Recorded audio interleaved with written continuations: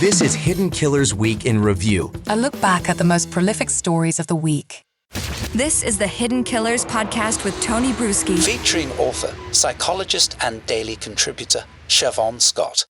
More questions being raised in the saga of Alec Murdaugh. One of those questions is, should there be a new judge that presides over any future Alec Murdaugh proceedings? And God knows there will be many of them, at least many civil actions and also criminal actions, and possibly a retry of murder if some of the accusations of jury tampering actually do pan out. Joining me to discuss, Siobhan Scott, psychotherapist and author. Judge Clifton Newman, by all accounts, everybody, liked him. I thought he was a very good, fair, impartial judge, but at the same point, he has also now expressed his opinion of Alec Murdaugh. He expressed it in the sentencing. He's expressed it on the Today Show and many other places as well.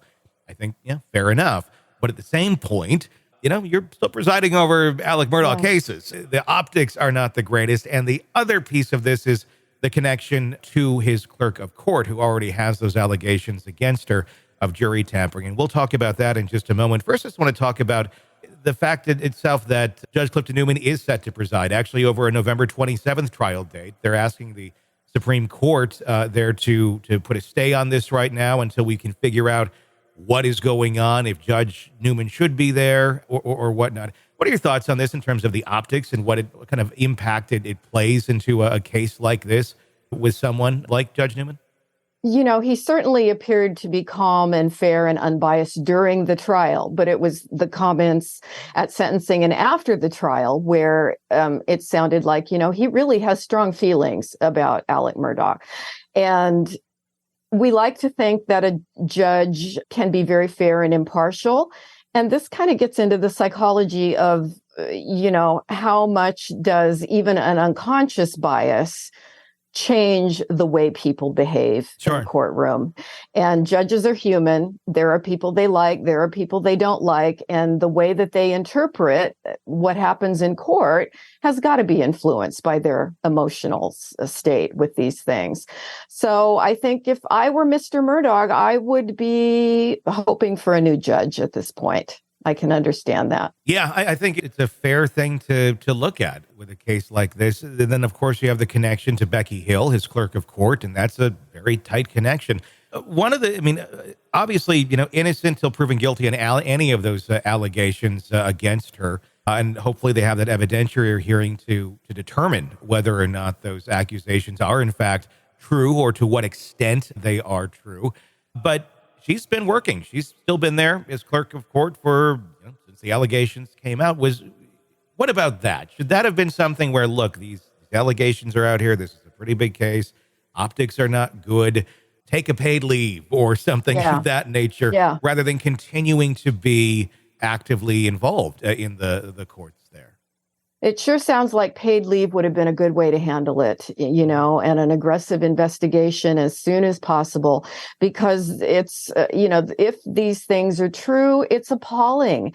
And at what is the price to be paid on the psyche of the whole country, not to mention the cost to everybody involved in the trial if you have to do the whole thing over again. I mean, it's really a nightmare. What sort of weight should we put on the statements of the jurors, hopefully when they have that evidentiary hearing? You have several already who have been investigated by SLED. SLED saying, most of them are saying they have no recollection of Becky Hill ever trying to influence them, or if anything she did say, we didn't take it that way and it did not influence our decision. But not all of them have said that. There's still a few holdouts that have not made a statement to that. And they're the same ones who also made statements to Jim Griffin and Dick Harpootlian, where they have their sworn affidavits. Because keep in mind, they are attorneys, but they can't just make things up out of thin air and hope for the best. There needs to be something of substance to that. So if they all get in there and most of them say, we have no recollection of this, if we did, it certainly didn't influence our decision. The couple who do say, maybe she did say these things and the gravity of which it influenced the decision is important. But how do you weigh that? How do you say that her statements truly made a difference in someone's choices, considering they were at a barrage of information coming at them every single day? Why would Becky's opinion mean that much.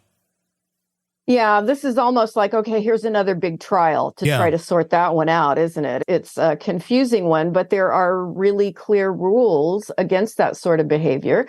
If it's true, if the people are clear and credible and have specific recollections, then I think we would have to take it seriously. It's just another unfortunate case in an unusual trial.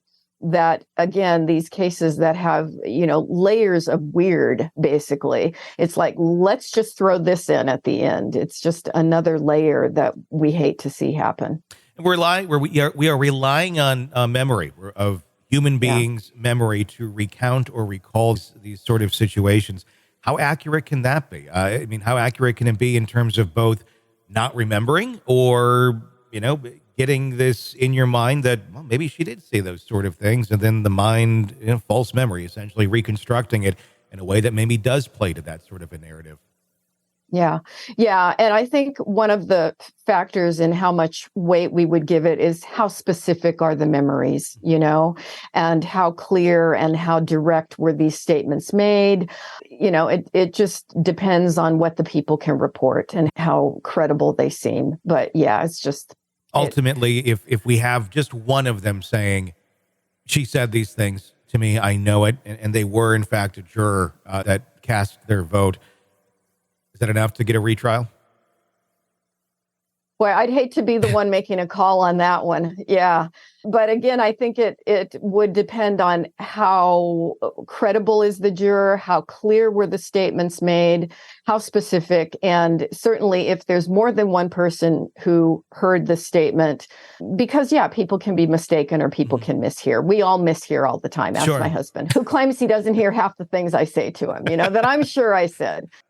Sick of the ads? We are too. Start listening with no commercials now and get access to all of our episodes in advance of everyone else. Become a True Crime Today Premium Plus subscriber on Apple Podcasts. Search True Crime Today Premium Plus on Apple Podcasts or go to our podcast page and sign up now. True Crime Today Premium Plus. Sign up now.